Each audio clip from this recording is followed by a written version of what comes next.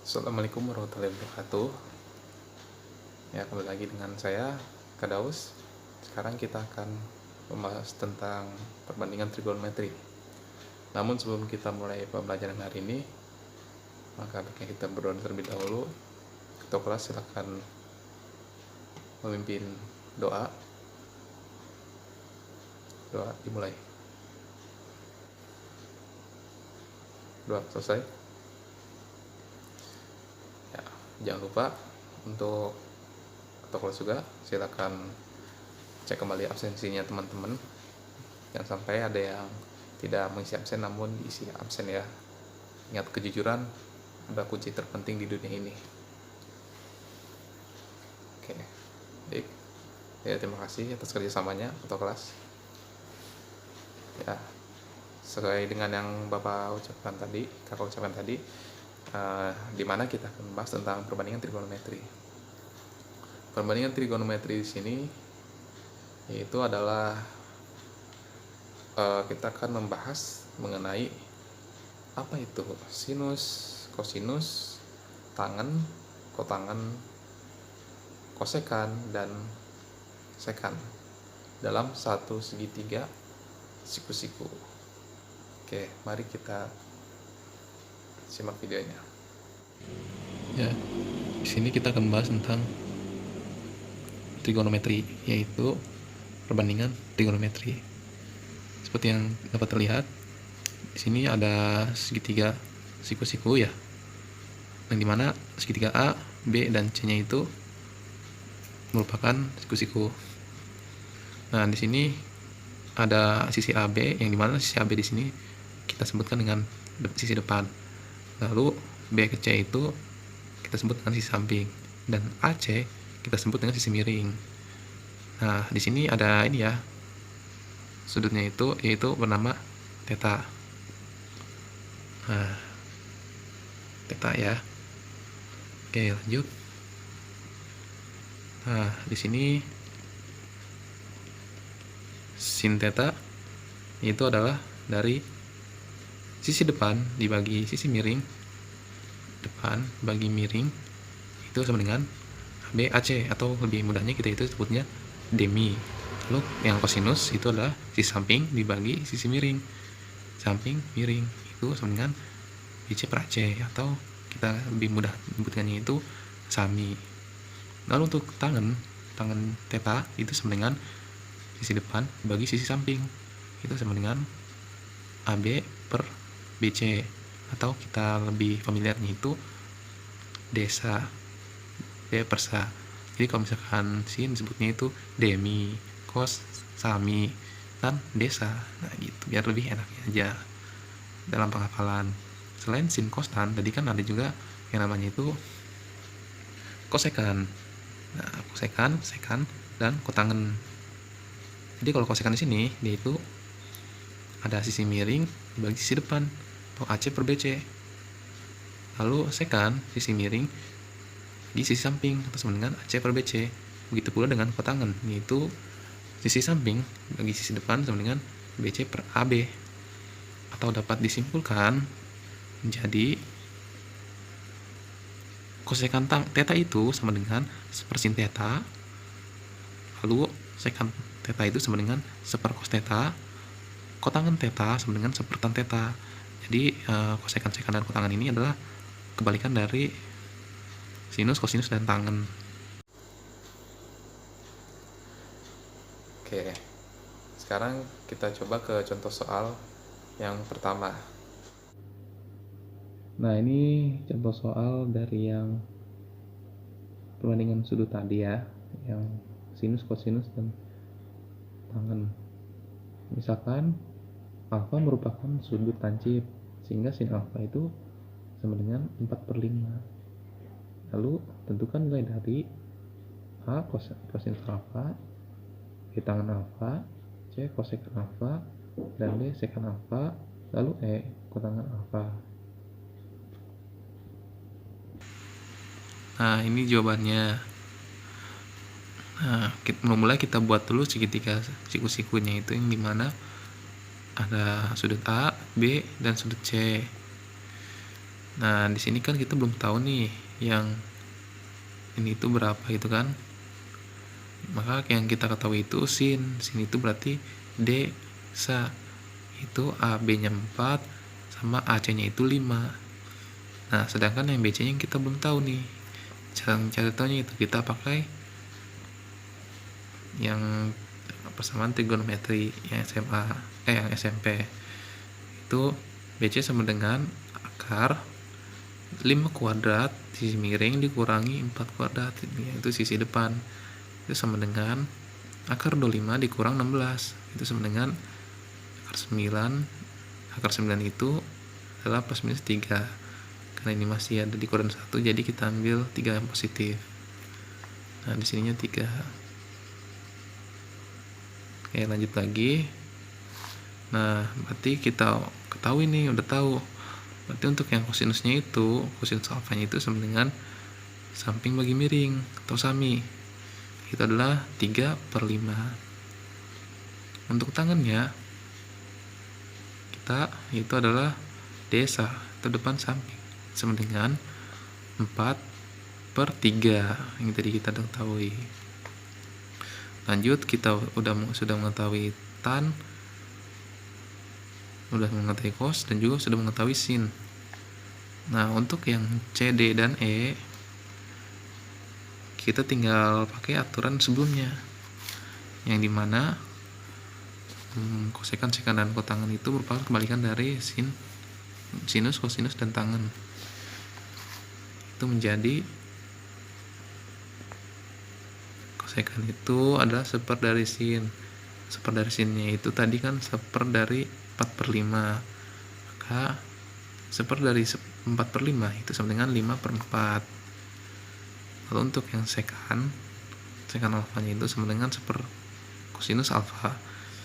Kosinus alfanya itu 3/5, berarti 1/3/5 sama dengan 5/3. Untuk yang kedua itu kotangan alfa. Kotangan alfa itu sama dengan 1/tangan alfa. Tangan alfanya tadi 4/3, itu 1/4/3 sama dengan 3/4. Tuh. Yap, itu merupakan pengenalan dari perbandingan sudut, yang maksudnya yang sinus, kosinus, tangen, kotangen, sekan, dan kosekan. Lalu selanjutnya kita akan ke bagian kuadran. Nah, jadi kan di sini kita sekarang ke kuadran ya. Kuadran di sini mempunyai 4 kuadran kalau dalam sistem koordinat. Itu yang pertama kuadran 1. Kuadran 1 itu dia itu dari 0 derajat sampai ke 90 derajat. Lalu selanjutnya itu yang di kuadran 2. Kuadran 2 itu mulai dari 90 derajat sampai dengan 180 derajat.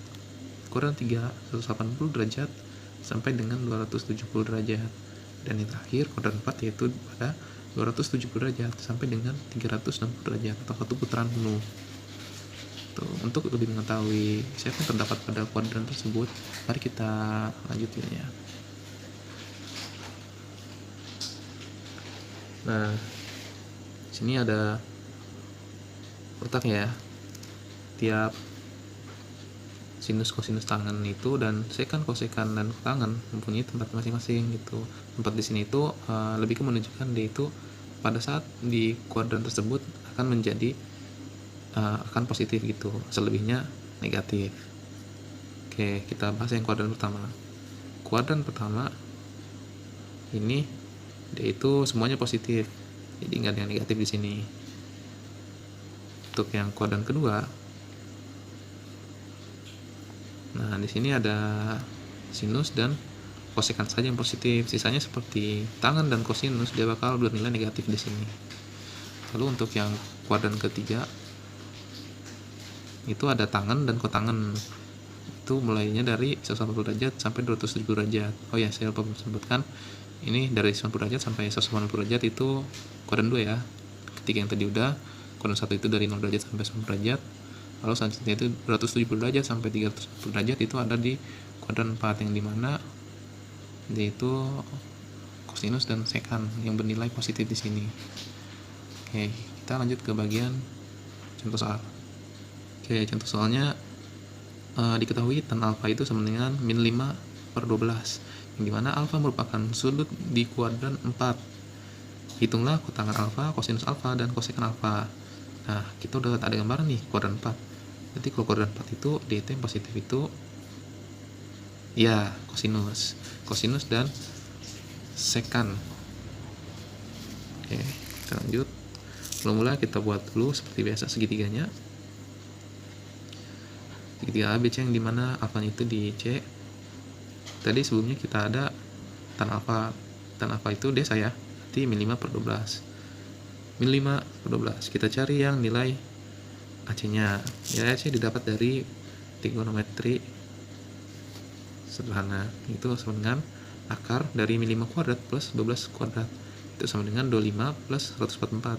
Sama dengan akar dari 169, yaitu adalah 13. Jadi panjang AC-nya itu adalah 13.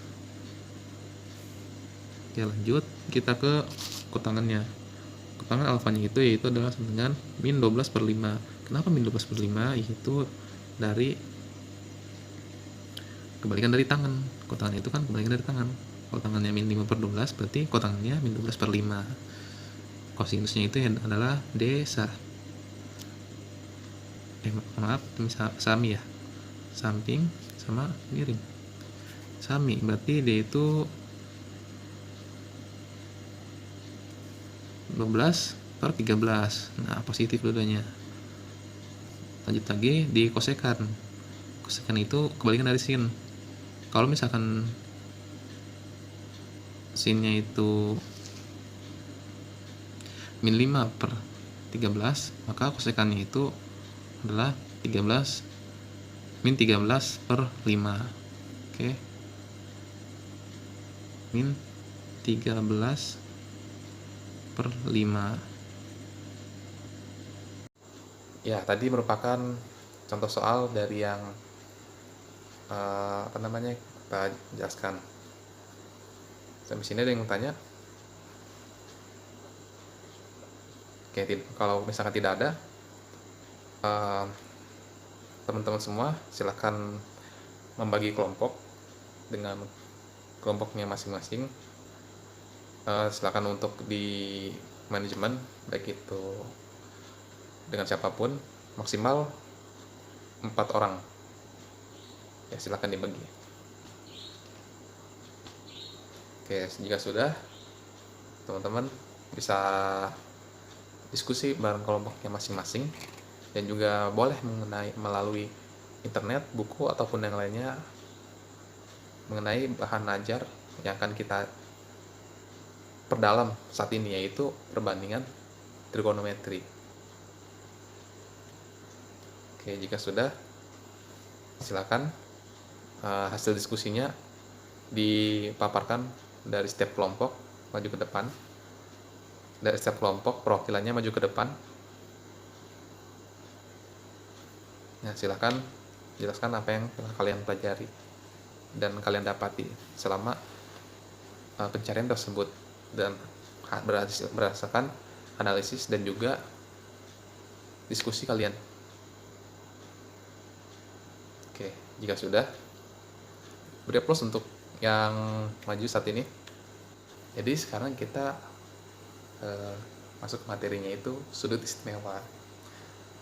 Sudut istimewa di sini yaitu bernilai 0 derajat, 30 derajat, 45 derajat, 60 derajat, dan 90 derajat. Tuh, hanya 5 saja.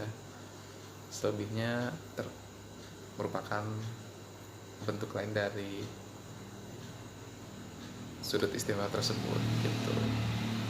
Karena sudut istimewa ini terdapat pada kuadran, betul, kuadran 1. Nah, oke. Untuk lebih lanjutnya kita bisa simak video berikut. Nah, sekarang kita di bagian tentang sudut istimewa, dimana sudut istimewa itu hanya ada 5 saja. Itu sudut 0 derajat, 30 derajat, 45 derajat, 60 derajat, dan 90 derajat.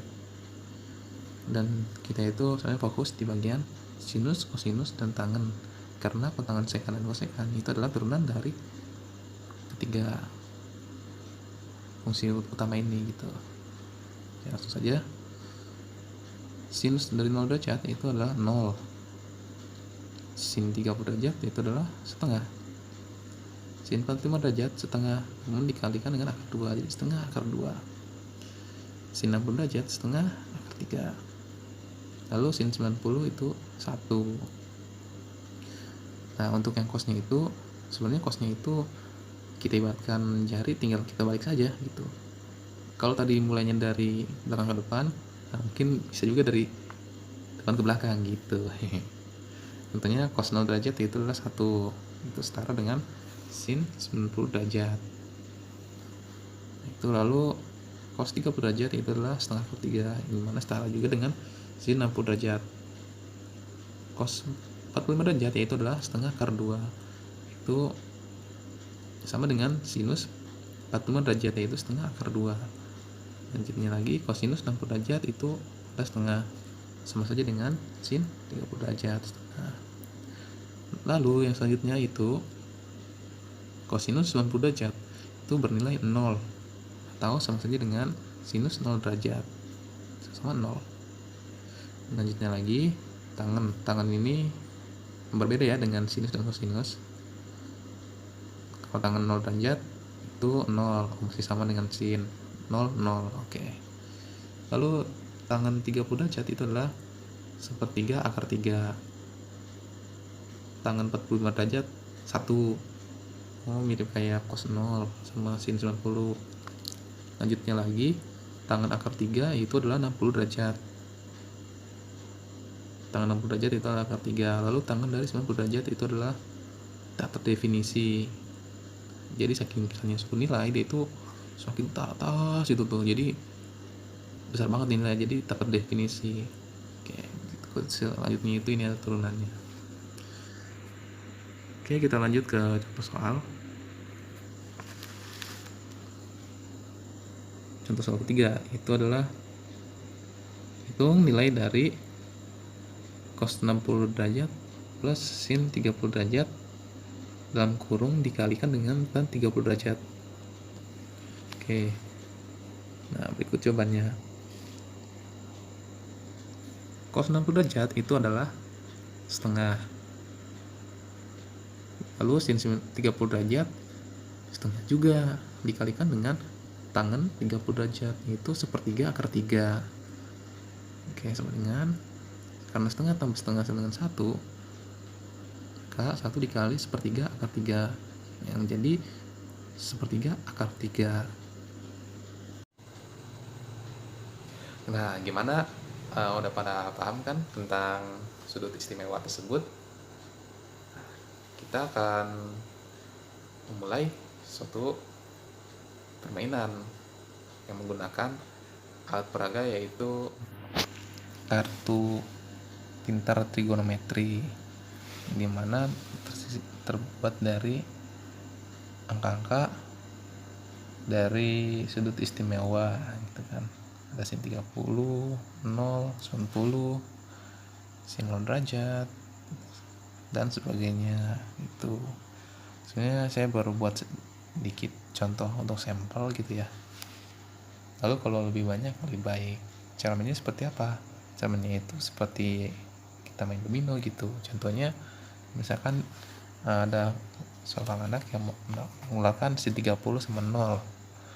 Nah, lalu untuk yang putaran berikutnya harus ada yang mengeluarkan 0 atau sin 30 yang setara gitu nilainya. Misalkan 0 itu setara dengan cos 90. Nah, maka dikeluarkan.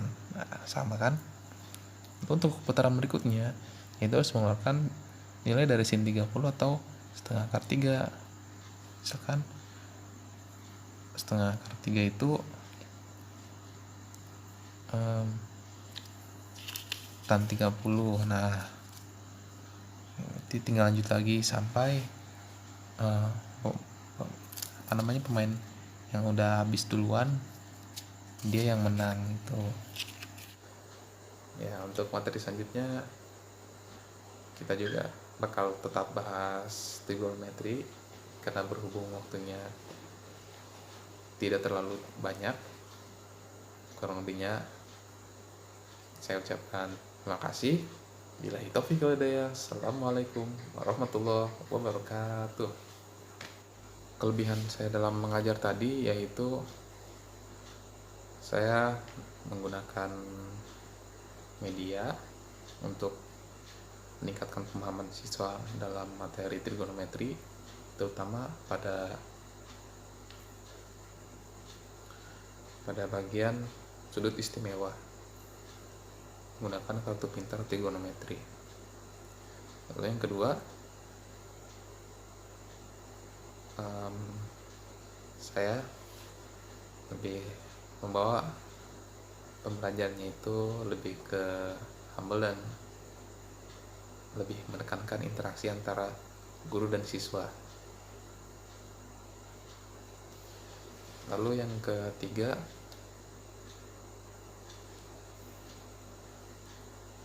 mungkin dua saja. Lalu kekurangan saya yaitu pertama, masih kurangnya cakap dalam memberikan penjelasan tentang materi trigonometri. Yang kedua, masih terlihat gugup ataupun nervousnya masih sangat terlihat, sehingga menjadikan pembelajaran kurang nyaman atau bahkan kurang kondusif. Dan yang ketiga, untuk gestur saya masih kurang banyak bergerak sehingga terkesan monoton atau kaku pada pembelajaran. Upaya yang akan saya lakukan yaitu adalah memperbaiki gestur tubuh dan juga perbanyak sentuhan kepada murid. Dan yang kedua yaitu adalah sebelum pembelajaran dimulai atau bahkan beberapa hari sebelumnya harusnya lebih memahami materi dan juga konsep dalam pengajaran, khususnya yang materi trigonometri.